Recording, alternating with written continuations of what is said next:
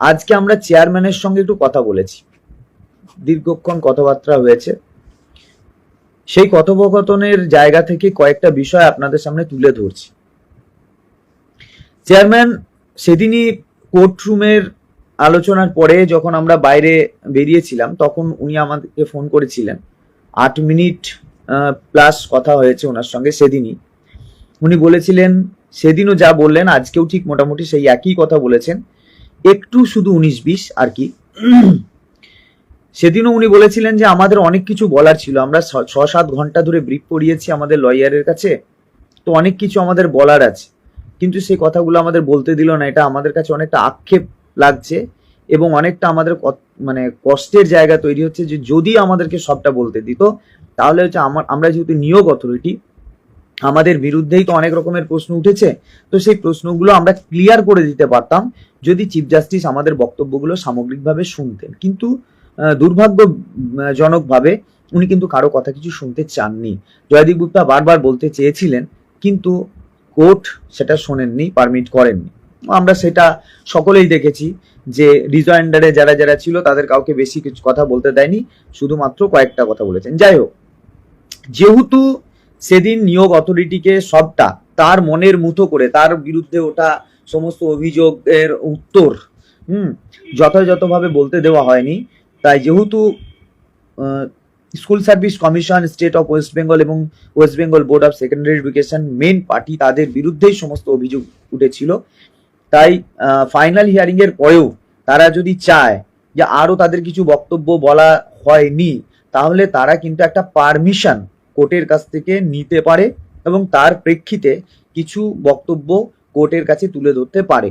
সেই পারমিশনটা তারা পেয়েছে, কোর্ট সেই পারমিশন কোর্টটা তাকে দিয়েছে, যেহেতু তারা সবটা বলতে পারেনি। তাই তো চেয়ারম্যানের সঙ্গে আজকে আমার কথোপকথন হয়েছে, ওনাকে আমি জিজ্ঞাসা করলাম যে আপনারা এখন তাহলে কি দিতে চাইছেন কোর্টের কাছে, কি বিষয় দিচ্ছেন। চেয়ারম্যান বললেন যে সেদিন যেহেতু আমাদের বিরুদ্ধে অনেক রকমের অ্যালিগেশন উঠেছিল, সমস্ত অ্যালিগেশন নাইসা টেন্ডার থেকে শুরু করে 3rd to 5th কাউন্সিলিং, যেটা খুব ইম্পর্টেন্ট, আমাদের পিটিশনারদের একটা বড় অংশ খুবই দুশ্চিন্তাগ্রস্ত হয়ে উঠছে এটা নিয়ে বেশি বলবো, তাই এক্সেস অ্যাপয়েন্টমেন্ট ইত্যাদি ইত্যাদি নিয়ে যে প্রশ্নগুলো আমাদের বিরুদ্ধে উঠেছিল, অথচ যেগুলো আমাদেরকে ক্লিয়ার করতে দেওয়া হলো না, কোর্ট বারবার আমাদেরকে থামিয়ে দিল, সেই বিষয়গুলো নিয়ে আমরা একটা শর্ট নোট বানিয়েছি। প্রথমে সেই নোট মানে লয়ার পক্ষ থেকে বানানো হয়েছে, তারপর ফের চেয়ারম্যান সেগুলোকে রেকটিফাই করেছে এবং একটা জিস্ট বানিয়েছেন, ছোট্ট করে জিস্ট বানিয়েছেন। সেই জিস্টের উপরে তিনি এই সামগ্রিক বিষয়টা কোর্টের কাছে প্রেস করছেন। বলা বাহুল্য, শুধুমাত্র চেয়ারম্যান এটা দিচ্ছেন তা নয়, মানে স্কুল সার্ভিস কমিশন এটা দিচ্ছে তা নয়, পাশাপাশি এই একই জিনিস দিচ্ছেন স্টেট অফ ওয়েস্ট বেঙ্গল, অর্থাৎ রাজ্যের পক্ষ থেকেও এটা দেওয়া হচ্ছে। তাই কোর্ট যেভাবেই বিষয়টাকে দেখুক না কেন, আমরা আমাদের তরফ থেকে কোনো ফাঁক রাখতে চাইছি না। এই যে একাধিক এভিডেভিট নিয়ে প্রশ্ন তুলেছে, সেই এভিডেভিট গুলো কি হয়েছিল না হয়েছিল, এই সব বিষয়টা আসলে আমার বলা দরকার, তাই সেইগুলো ছোট্ট ছোট্ট পয়েন্টস আকারে ক্লিয়ার করে কোর্টকে জমা দেবেন।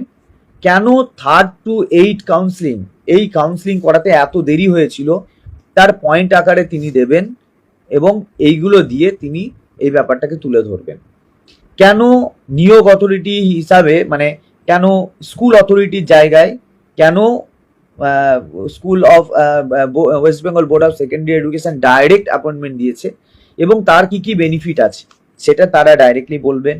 এবং আরেকটা জিনিস, যেটা এক্সেস অ্যাপয়েন্টমেন্ট, যদিও সেটা ক্লিয়ার করে দেওয়া হয়েছে সেদিনকে, তারপরেও এই ধরনের বিষয়গুলো নিয়ে তারা বলবেন। কিছু কিছু লো ক্যান্ডিডেট আছে যারা সিবিআই লিস্টের মধ্যে আছে, কিন্তু তারা আদতে ওয়েটিং, তারা চাকরি পায়নি, সেই বিষয়টা ক্লিয়ার করবেন। এইরকম অনেকগুলো বিষয় যেগুলো মানে তাদের বিরুদ্ধে অ্যালিগেশন ছিল, অথচ কোর্ট সেগুলো শোনেননি, সেগুলো শুনতে চাননি, তাই একদম নিয়োগ অথরিটি হিসাবে তারা এই বিষয়গুলো বলবেন এবং স্টেটও তার তরফ থেকে একটা ছোট্ট জমা করছেন। আমি সেই সময় চেয়ারম্যানকে প্রশ্ন করলাম, স্যার স্টেটের সঙ্গে কি আপনার কথোপকথন হয়েছে? স্টেট কি দিচ্ছে, আপনি কি দিচ্ছেন, আবার দুটোর মধ্যে কোনো কন্ট্রাডিক্টরি বিষয় এসে যাবে না তো? তখন উনি বললেন, না আমি মানে যেহেতু স্টেটকে আমি ফোন করেছিলাম, উনি রিসিভ করতে পারেননি, ওনারা কি লিখবেন সেটা নিশ্চয়ই আমাকে জানাবেন, তারপরেই দেবেন। এবং যেহেতু এতদিনের যে বিষয়টা ছিল সেই বিষয়ের বাইরে গিয়ে আমরা দুটো মানে পক্ষই যেহেতু আলোচনা করে ডিসিশনটা নিয়েছি, তাই আশা করছি ওরা কোনো কিছুই দেবেন না এমন যেটা আমাদের বিরুদ্ধে হয়। আশা করছি, আমি তারপরে বললাম যে আশা করছি বললেন, বলে না না একদম নিশ্চিতই ধরো, কারণ এবারের ব্রিফিং এর ক্ষেত্রে তোমরাও জানো 6-7 ঘন্টা যে ব্রিফিং হয়েছে, আমি নিজে উপস্থিত থেকে তাদের সঙ্গে কাজগুলো করেছি, ফলে এমন কিচ্ছু বলবে না, কেউ কিচ্ছু বলবে না। অন্তত লিগ্যালদের ক্ষতি হয় এরকম কেউ কিচ্ছু বলবে না, এবং এমন কোনো বিষয় তুলবে না যেটা একে অপরের কন্ট্রাডিক্টরি হয়।